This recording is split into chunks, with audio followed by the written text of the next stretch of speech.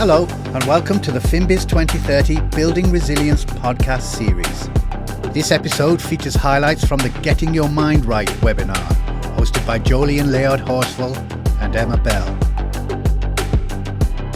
In this episode, we hear from Dr Raghu Appasani, psychiatrist and neuroscientist, who talks about resilience through the power of community. He is introduced here by Emma Bell.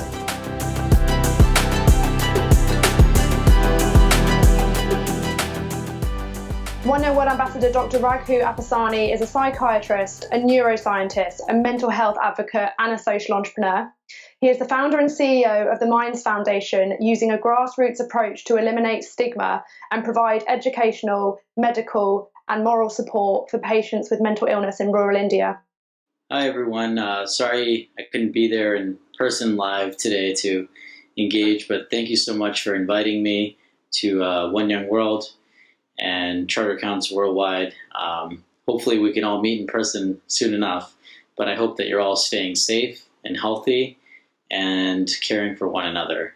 So I'm Raghu Appasani. I'm a proud Indian American, and I've navigated a spectrum of culture my entire life. I'm fortunate to have done so, spending time in rural India, being educated in the US, psychiatrist in Los Angeles, and having traveled to many, many different places around the world, and proud to be a One Young World ambassador as well. That keeps me very, very connected to a lot of impact that's going on.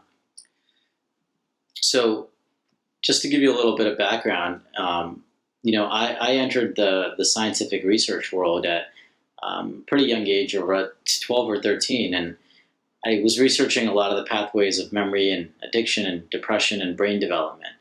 But always within me, somewhere deep, there was this fire, this desire to understand, why is there a stigma around issues of mental health? Why is there a disconnect of understanding? And this led me back to India about 10 years ago or more, to really see, is there something that we've lost when we become industrialized and urbanized? My experiences there and within my family led me to form the Minds Foundation in 2010 with one intention: to resurface empathy and compassion, to create a world that is accepting of every human regardless of where they are on the mental health spectrum. Through the years, I've been able to learn from communities in India, Nepal, Europe, and the United States. There was a quick realization, and that's that when it comes to mental health, there are no boundaries. It affects the old, the young, the rich, the poor. It affects those in a village in India. It affects those in a monastery in Nepal, or those in the best hospital in the Western world. And through my work of Minds, I've learned many lessons over the years that guide my practice of psychiatry now. However, I want to bring up two of the most important lessons that stay quite true now in this pandemic. First, the power of community. Humans are interdependent organisms. We thrive off each other's energy. We long for affection. We long for others to listen, to embrace us. So when it comes to mental health, the power of community is intangible. The support aids in healing. It aids in allowing one to not feel alone in their journey. And second, the power of storytelling cannot be understated. Not only is it therapeutic for the individual sharing their story, but it allows others to become connected, to not feel alone in their emotions, and to know that they're never alone. And I wanna now come to the current situation, because I think that these lessons that I was able to discover and learn stay very true. Now, we say humans are interdependent species, but on the other hand, we're being told to quarantine, to stay away from each other, to maintain distance, to wear masks, to be on Zoom calls. And how do we continue to develop community without physical presence? Well, there are a lot of ways, and I want to dive a little bit into that. So we all know, regarding mental health right now, there's a lot being faced by society, ranging from isolation to increase in substance use, food insecurity, and unfortunately increases in domestic abuse. But just as they say on an airplane, You got to secure your mask before assisting others. And personally, as a frontline healthcare worker, I've learned that more is being asked of us. And it's not only essential that we have access to the mental health resources, but that we also shift our mindset away from self-stigma about voicing our needs and fears to giving ourselves permission to take care of ourselves when time is ever so limited, because we are all a vulnerable population in this time. So now let's be realistic. There's actually 3 pandemics going on, right? COVID-19, it's mitigated by hand washing, physical distancing, following these guidelines. Economic suffering, we'll recover with time and appropriate policies. And mental health, we're past the phase of this being an acute collective trauma, and we can call it chronic. We're seeing increases in stress, anxiety, substance use. It's almost as if COVID-19 is playing a lot of mind games with millions of people around the world. And at this point, a multitude of stressors is like pouring gasoline over a wildfire. So let's talk about how we're feeling right now. I think that the concept of resilience is interesting, but we have to appreciate that a lot of what we're feeling, whether you've had mental health before or not, is actually can be defined maybe as grief. And we know the traditional 5 stages of grief laid out by Elizabeth Kubler-Ross. And often they actually run in parallel, and we work through them in almost like a flux, right? So David Kessler actually in a recent Harvard Business Review brought up 2 concepts that really stood up to me. And I think it really explains the emotions that are arising during this time. Now we have anticipatory grief.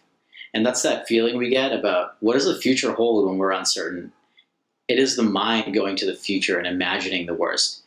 To calm yourself, you want to really come into the present. So I bring myself to a simple breathing meditation usually, a 4-4-4, 4 in, 4 hold, 4 out. And the second point, he actually brings in a 6th stage of grief, meaning, and this reminds me of one of my favorite psychiatrists and therapists, Viktor Frankl, and his concept of logotherapy. And so in a time in which we've been stripped of control in our lives, where do we find meaning? And I believe that shifting our mindset is key in this. It's about finding meaning in what you do in the everyday things, the little things, the big things. And this, in turn, will lead to happiness. So in all of this uncertainty, it can be very easy to lose track of what we call our drishti, which is our focus or gaze. So during this process, I try to align myself with my drishti, right? By trying to focus on, okay, we're in this, what can I control, what can I not control, and what are the silver linings? Because I personally don't want to go back to what was normal. And for those of us with the privilege of having a safe place to stay or financial security or a family or a community to support us, this is our chance, a rare one, in fact, to get rid of the noise and to only bring back what works for us, what makes our lives richer, what makes our kids happier, what makes us truly proud.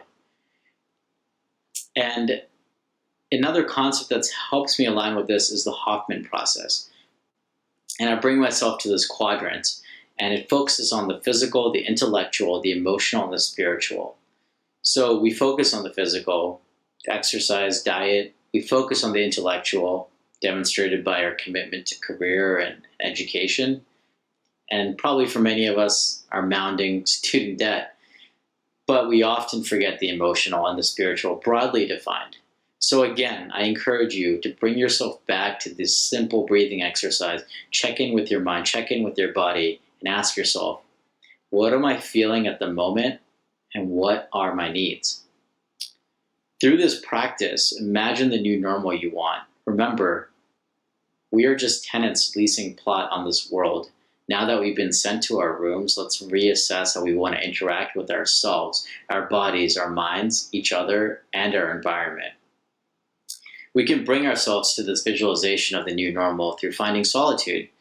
For many of us who continue to work, it might be difficult to find this time for ourselves. You might be at home, homeschooling, working from home, managing a busy household, trying to figure out how do I get silence to be on my Zoom meeting.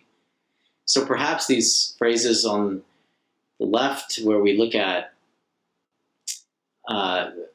the concepts of, okay, let's find some moments of happiness may no longer apply, and you might actually wanting alone time. But for a majority, we fear being alone. But we need to understand there's a drastic difference between solitude and loneliness. It's a spectrum. And in this current situation, where are we finding the time to be alone, to have the moment of solitude, to allow our bodies to calm, reset, and energize? I grew up with a simple Sanskrit term called samadhi, which essentially means a state of oneness. Without finding that oneness, we leave our mind and body alone and unwanted, and we bombard ourselves with news, anxieties, and work, leaving ourselves on the side of the spectrum of loneliness.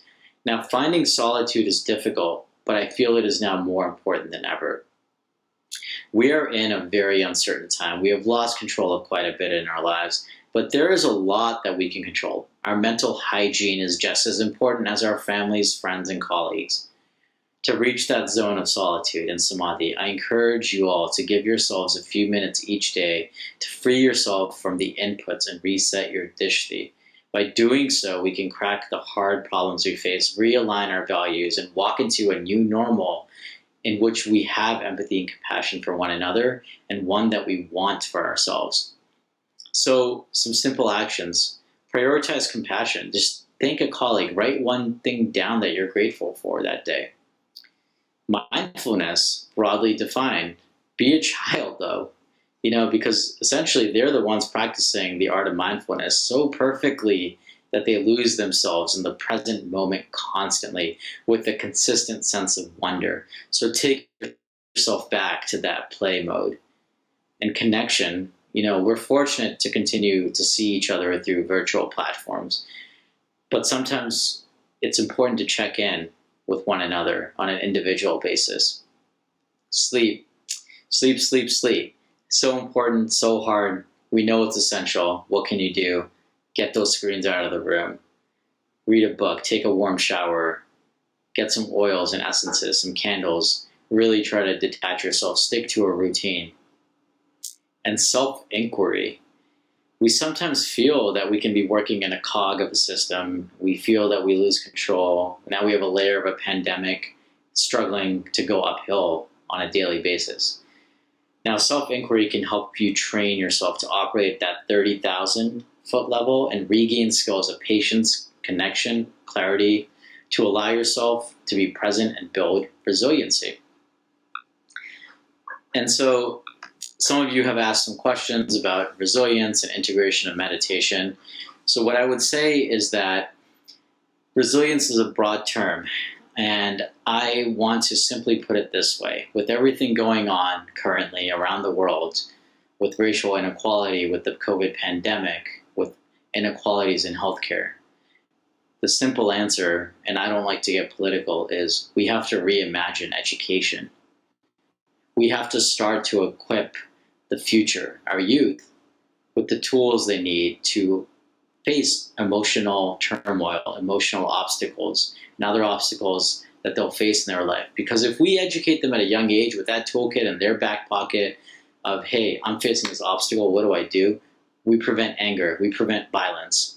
We create a society of resilience. And so resilience is that ability to counteract obstacles in a healthy manner. What can you do simply in the boardroom? At this stage, in a short term, start your meetings with a simple meditation or breathwork exercise. Remember, 4 seconds of breathing in, 4 seconds of holding, 4 seconds of breathing out. Very simple, very effective. There were some questions about imposter syndrome. Now, we all feel it, and you have to give yourself some slack because these are uncertain times. And the fact that you feel as an imposter actually means that you recognize that there's a lot we don't know. And that's important because that feeling can lead you to that curiosity and intellectual inquiry. And so you can push yourself to learn more.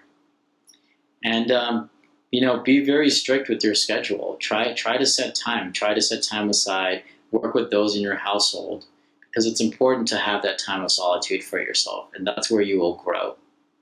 Because between stimulus and response is that pause and is that area where we can grow and gain freedom, as Viktor Frankl says.